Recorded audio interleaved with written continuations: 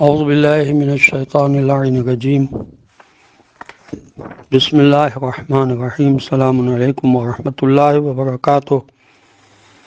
علی احمد آپ کی خدمت میں حاضر ہوں میں 21 اپریل کے درس کے ساتھ۔ یہ درس نمبر 112 ہے اور آج کے درس کا موضوع غیبت ہے۔ غیبت کے علاج کے سلسلے میں امام خمینی علیہ نے فرمایا کہ جان لو کہ اس عظیم گناہ کا علاج بھی دوسرے عظیم گناہوں کے علاج کے مانند علم نافع اور عمل کے ذریعے ہی ممکن ہے۔ جہاں تک اس کی علمی راہ کا تعلق ہے تو وہ یہ ہے کہ انسان اس شخص سے اس عمل سے مرتب ہونے والے فوائد اور اس کے نتیجے میں ظاہر ہونے والے نقصانات کا موازنہ کرے اور پھر انہیں میزان عقل پر پرکھے۔ البتہ کوئی بھی انسان خود اپنا دشمن نہیں ہوتا، بلکہ تمام گناہ انسان کی جہالت و نادانی اور ان گناہوں کی بنیادوں اور نتائج سے غفلت کی وجہ سے سرزد ہوتے ہیں۔ اور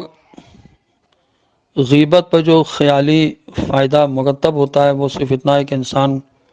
کو اس بات پر وہ بھرتا ہے کہ لوگوں کی برائیاں اور ان کے چھپے ہوئے عیوب کو ظاہر کرے، اور مزاح گوئی اور فضول گفتگو کے ذریعے جو انسان کی حیوانی یا شیطانی طبیعت سے سرگار ہوتا ہے اسے اپنا وقت صرف کر کے مجلس آرائی کر کے اور محسود حضرات کے خلاف اپنے دل کی بھڑاس وہ نکال دیتا ہے۔ غیبت کے کچھ اور برے نتائج کو سن کر عبرت حاصل کیجیے اور انہیں میزان پر تولیے۔ یقیناً یہ غور و فکر اور موازنہ اچھے نتائج کا حامل ہوگا، اور اس دنیا میں اس کے اثرات و نتائج میں سے ایک یہ بھی ہے کہ انسان لوگوں کی نظروں سے گر جاتا ہے اور اس پر سے ان کا اعتماد جاتا رہتا ہے، کیونکہ فطری طور پر انسانوں کو اس طرح خلق کیا گیا ہے کہ وہ کمال،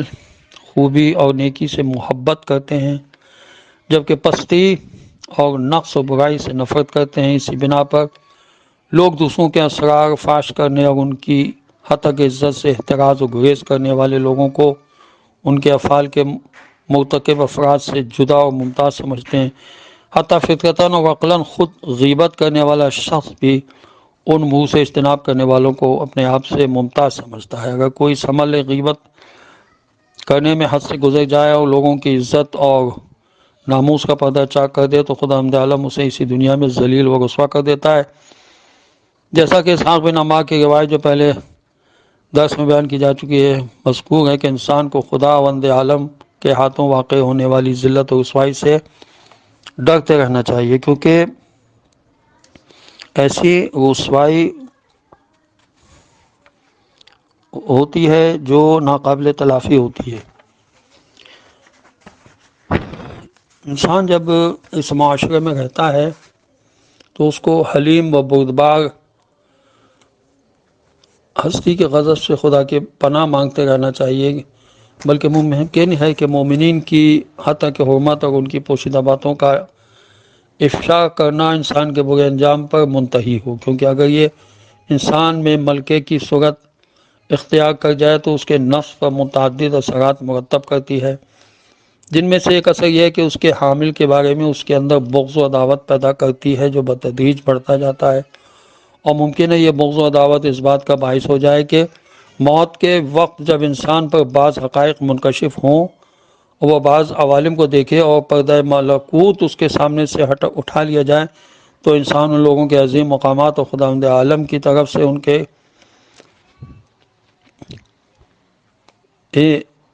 اکرام کی بنا پر پروردگار عالم کا بھی دشمن ہو جائے، کیونکہ انسان دشمن کے دوست کا بھی دشمن ہوتا ہے، اور جسے بغض رکھتا ہے اس کے محبوب سے بھی بغض رکھتا ہے۔ ہم پس خدا اور اس کے ملائکہ سے دشمنی کی وجہ سے وہ اس دنیا سے ابدی ذلت اور دائمی شقاوت میں منتقل ہو جائے گا۔ اس سے ضروری ہے کہ ان لوگوں سے دوستی کی جائے اور قلبی محبت پیدا کی جائے جن پر خدا کی رحمت اور نعمت نازل ہوئی ہے اور جو خلعت اسلام و ایمان سے آراستہ ہیں۔ کبھی ایسا نہ ہو کہ ہم محبوب حق سے دشمنی کر بیٹھیں، کیونکہ خداوند عالم اپنے محبوب کے دشمن کا دشمن ہے، اور وہ پھر رحمت سے دور کر دیتا ہے۔ خدا کے خاص بندے اس کے بندوں کے درمیان چھپے ہوئے ہوتے ہیں، معلوم نہیں کہ تمہاری یہ دشمنی اور اس مومن کی مخفی چیزوں کا افشاء اور اس کی ہتک حرمت خدا کی ہتک اور بے حرمتی کی طرف پلٹ جائے۔ مومنین اولیاء الہی ہیں، ان سے دوستی خدا سے دوستی ہے، اور ان سے دشمنی خدا سے دشمنی۔ خدا کے غضب سے خوف کھاؤ اور روز جزا کے شفعاء کی عداوت سے ڈرو۔ ویل لمن کان شفعاءہ خصامہ، اس شخص کی حالت پر وائے ہو جس کی شفاعت کرنے والے ہی اس کے دشمن ہو جائیں۔ اس گناہ یعنی غیبت کے دنیاوی اور اخروی نتائج پر ذرا غور کیجیے، اور قبر، برزخ اور قیامت کی ان وحشتناک اور دہشتناک صورتوں کے بارے میں ذرا سوچیے جن میں انسان کو مبتلا ہونا ہے، اور علماء کے معتبر کتب اور ائمہ علیہ السلام کے منقول روایتوں کو دیکھیے جو واقعاً کمر شکن ہیں۔ پھر اس کے بعد 15 منٹ کی تفریحی گفتگو، فضول بات چیت اور خیالی شہوت کی تسکین اور ہزار برس کے مشکلات و مصائب کے درمیان موازنہ کیجیے، تو آپ کو پتہ چلے گا کہ ہم جس کی غیبت کر رہے ہیں اگر وہ ہمارا دشمن ہوا، تب بھی اگر احادیث پر ایمان رکھتے ہیں تو دشمنی کا تقاضا بھی یہی ہے کہ اس کی غیبت نہ کریں، کیونکہ حدیث میں آیا ہے کہ غیبت کرنے والے کی نیکیاں اس شخص کے نام اعمال میں منتقل کر دی جاتی ہیں جس کی اس نے غیبت کی ہوتی ہے، اور اس کی برائیاں غیبت کرنے والے کے نام اعمال میں منتقل کر دی جاتی ہیں۔ پس جس سے دشمنی کرنا چاہی تھی لیکن خود اپنے آپ سے دشمنی کر بیٹھے، لہذا معلوم ہونا چاہیے کہ خدا سے جنگ ہم نہیں کر سکتے۔ خدا عالم اس بات کی بھی قدرت رکھتا ہے کہ اس غیبت کے توسط سے اسے لوگوں کے نظروں میں عزیز و محترم بنا دے جس کی غیبت کی جا رہی ہے، اور اس غیبت کی وجہ سے ہمیں لوگوں کی نظروں میں وہ ذلیل و خوار کر دے، اور فرشتوں کے سامنے بھی ہمارا وہ حال کر دے جس کا ہم تصور بھی نہیں کر سکتے۔ ہمارے نامہ اعمال کو وہ برائیوں سے بھر سکتا ہے اور ہم کو ذلیل و رسوا بھی کر سکتا ہے، اور جس کی ہم نے غیبت کی اس کے نام اعمال کو وہ نیکیوں سے بھر کر اسے مکرم و محترم بھی بنا سکتا ہے۔ بس ہمیں خیال رکھنا چاہیے کہ ہم خود اپنے نفس کی دشمنی سے اپنے آپ کو بچائیں۔ اب رہا سوال اس کا کہ عملی علاج کیا ہے، تو وہ یہ ہے کہ خواہ کتنی ہی زحمت اٹھانا پڑے، کچھ دنوں تک اپنے نفس کو اس معصیت سے روک کر اپنی زبان کو لگام دینا چاہیے، اور یہ طے کر لینا چاہیے کہ کچھ عرصے تک خاص طور سے اس گناہ کا ارتکاب نہیں کرے گا۔ یہ ایک مشق ہے، اپنی نگرانی، حفاظت اور احتساب کرے۔ امید ہے انشاءاللہ کچھ ہی مدت بعد خود اپنی اصلاح ہو جائے گی اور اس کا مادہ ہی ختم ہو جائے گا، اور رفتہ رفتہ کام آسان ہو جائے گا۔ تھوڑے ہی دنوں بعد انسان یہ محسوس کرے گا کہ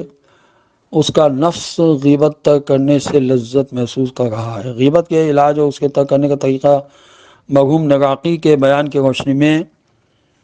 یہ ہے کہ یہ یاد رکھا جائے کہ غیبت کرنے والا قطعی طور پر خدا کی ناراضگی اور غضب کا مستحق ہوتا ہے، اور غیبت کے اخروی نقصانات جیسے حبط اعمال اور روز قیامت سخت عذاب الہی کا یاد رکھنا ہے۔ غیبت کے دنیاوی نقصانات کو ذہن میں رکھنا چاہیے کہ بعض اوقات غیبت میں کی گئی باتوں کا اس شخص کے کانوں تک پہنچ جانا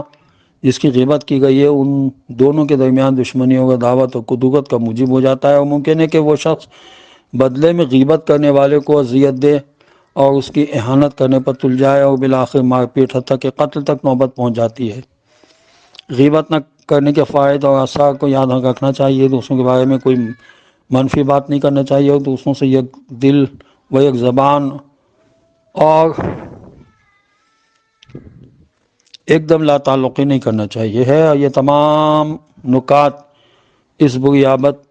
عادت غیبت سے نجات کا باعث ہو سکتے ہیں، لہذا اس کے علل و اسباب کو دور کرنا بھی بہت مؤثر و مفید راستوں میں سے ہے۔ اگلا موضوع ممکن ہے ہمارا طولانی آرزوؤں کا سامنا انسان کو رہتا ہے، اس کے بارے میں خدا نے اگر توفیق دی تو گفتگو ہوگی۔ یہ دنیا کی محبت جو ہے یہ ہمیں طولانی آرزوؤں کی طرف ڈال دیتی ہے، اور انسان خوب سے خوب تک کی تلاش میں مستقل رہتا ہے۔ بہرحال شریعت کی حدود میں اگر خوب سے خوب تک کی تلاش میں رہے تو کوئی حرج نہیں ہے، لیکن ایسا نہ ہو کہ انسان حدوں کو پار کر جائے۔ انشاءاللہ مزید گفتگو جاری رہے گی خدا نے چاہا تو۔ ہماری دعا ہے کہ خدا امام زمان کے ظہور میں تعجیل فرما دے، ان کے آبان و انصار میں ہمیں شامل ہونے کی توفیق نصیب ہو، اور پروردگار ہمیں عمل کی توفیق عطا فرمائے۔ وآخر دعوانا ان الحمد للہ رب العالمین، وصلی اللہ علی محمد وعلی آلہ الطیبین الطاہرین المعصومین المظلومین۔ السلام علیکم ورحمۃ اللہ وبرکاتہ۔